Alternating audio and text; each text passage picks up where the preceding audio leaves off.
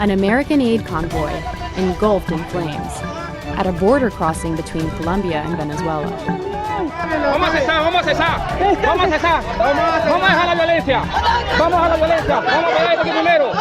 The scene has become a critical flashpoint in the political and economic crisis gripping the country. Senior U.S. officials immediately seized on the incident, blaming President Maduro and his supporters for intentionally torching the convoy. But an investigation by The Times calls this conclusion into serious question and shows that U.S. officials raced to judgment without the full facts. How did we get here?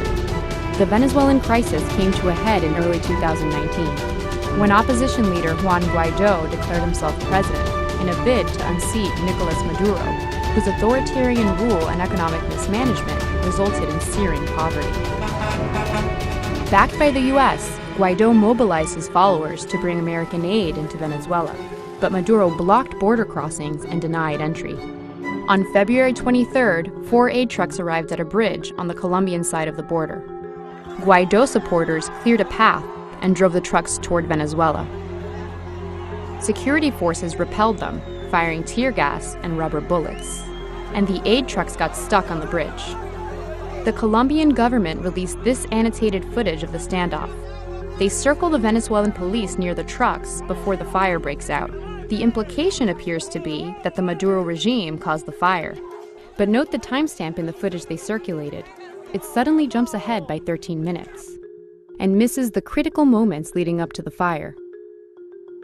We obtained previously unseen TV footage that fills this gap and tells a more complicated story.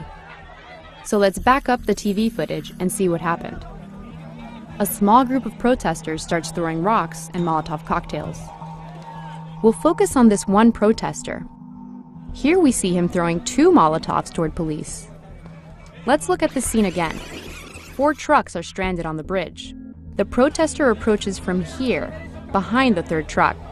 He launches 1 Molotov, but the second one separates, and the burning rag veers off toward the trucks, not the police. Let's fast forward a little, and we'll synchronize the security footage. We can see that a fire has taken hold on one of the trucks. This is just 30 seconds after the burning rag landed in this area. This sequence of events shows the fire was most likely started by an errant Molotov, not by Maduro's security forces. In minutes, the cargo is ablaze. Uno de los camiones de la ayuda humanitaria se está quemando, señores. As this journalist turns the corner to get a better angle, she takes the same route as the protester who threw the Molotov and points her camera in the direction the rag went, where a fire is now blazing. This was the start of the fire that spread rapidly and consumed 3 trucks. Both police and protesters scrambled to contain the scene. As the chaos was unfolding, the incident quickly escalated into a political firestorm. A Venezuelan journalist tweeted this report, blaming Maduro. 12 minutes later, Senator Marco Rubio retweeted the unsubstantiated claim. National Security Advisor John Bolton weighed in soon after, and then USAID Administrator Mark Green claimed that Maduro had ordered the burning. Secretary of State Pompeo tweeted out the same visuals that evening. None of the U.S. officials offered any definitive evidence supporting their claim. They doubled down on Sunday talk shows. There's a sick tyrant, Maduro, who's denying food to starving Venezuelans and medicine to sick Venezuelans, burning trucks with... This is the worst of the worst of a tyrant. And officials continued to cite the burning trucks at the UN Security Council. Armed gangs, thugs, and criminals released from prisons were mobilized to control the border. Their actions led to the burning of humanitarian assistance rather than its protection.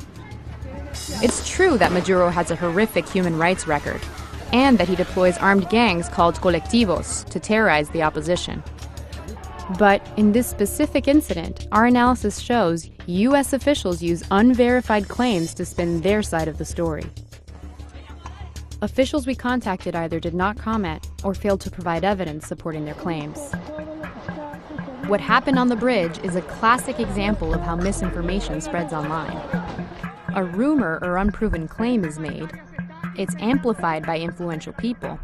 Mainstream media brings it to the masses. Venezuelan National Guardsmen, under orders from President Nicolas Maduro, attacked 2 aid trucks yesterday, lighting them on fire. And in this case, there were real-life consequences. Effective today, the United States will impose additional sanctions on regime officials. And those new sanctions were triggered, in part, by the burning of aid trucks on the bridge.